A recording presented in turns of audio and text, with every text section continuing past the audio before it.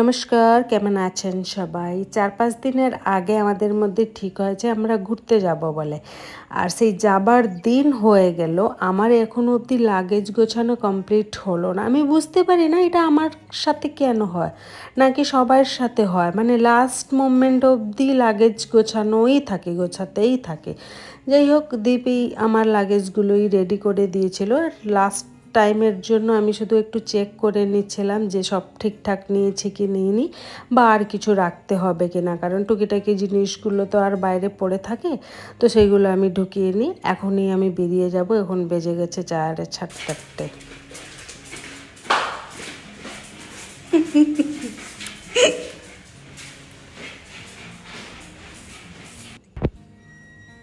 জিমু বের হয় না বাবা, বের হয় না বাবা, বের হয় না।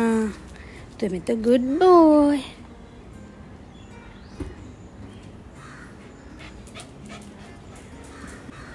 জিমু, জিমু মামা টাটা। এই জিমু মামা টাটা। এদিকে তাকো, এদিকে তাকো। হচ্ছে না জায়গা, তাহলে মিডিলে রেখে দাও। জিমু মামা টাটা, জিমু মামা টাটা। এনো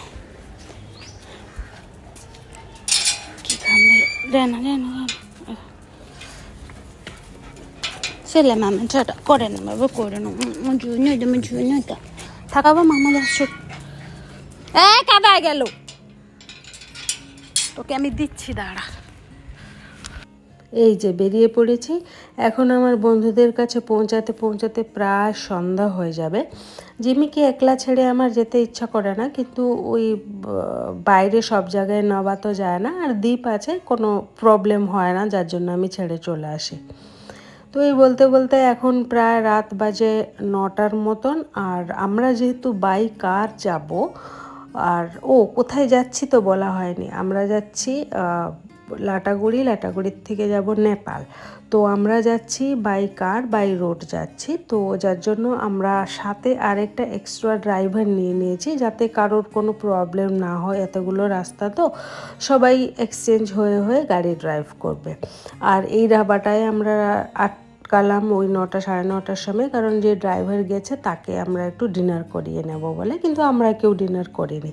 আর এই যে জায়গাটা, এটা ফারাক্কা বলে তো আপনারা সবাই জানেন। মানে যারা কলকাতায় থাকে বা যারা নর্থ ইস্টে থাকে, ওরা এই ব্যাপারটার ব্যাপারে সবাই জানেন, কিন্তু আমার তেমন একটা জানা ছিল না। আমি যেটুখানি জানলাম, এই ব্রিজটা নাকি মানে 109খানা এর গেট আছে।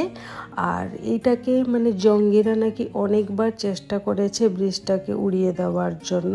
কিছু হয়তো পলিটিক্যালি প্রবলেম বা যাই হোক, অনেক রকমের ব্যাপার আছে, যেগুলো আপনারা গুগলে খুঁজলে পেয়ে যাবে। আর আমি একটুখানি জানলাম, যার জন্য ভাবলাম একটুখানি ইনফরমেশন শেয়ার করে নিই। আর আমি এটাও শুনলাম, যারা মানে এই ব্রিজের ওপরে সব গাড়ি যারা যাতায়াত করে রাত্রির সময়, গাড়ির হেডলাইট অফ করে যায়। আর লিটারালি আমি সেটাই দেখছিলাম। মানে আমরা আর গাড়ির স্লো সবাই খুব 20-র মধ্যে রাখে। আর প্রচুর এর ওপরে মানে ওই বিএসএফ পুলিশরা থাকে।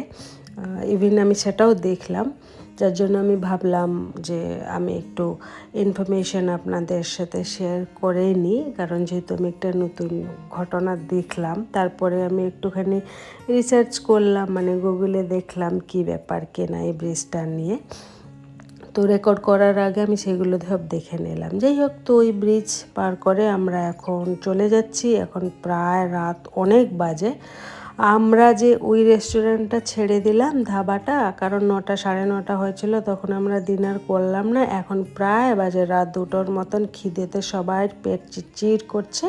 লাস্টে খুঁজে খুঁজে আমরা এই রেস্টুরেন্টটা খুলে পেলাম।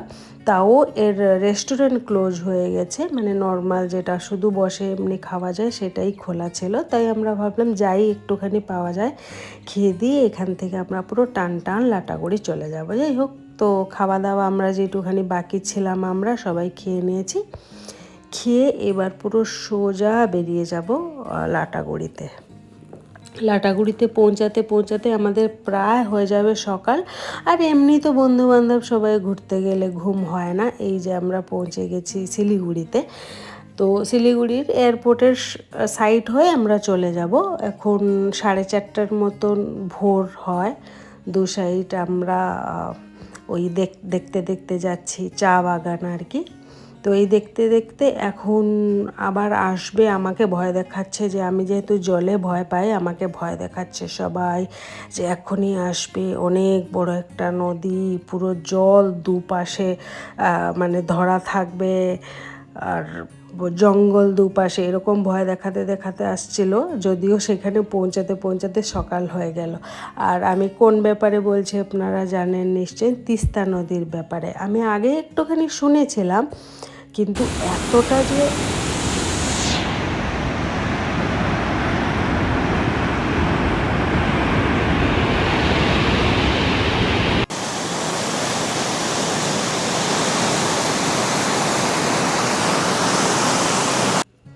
যেটা বলছিলাম, এতটা যে ওর জলটা ভয়ানক হবে সেটা আমার কোনো আইডিয়াই ছিল না।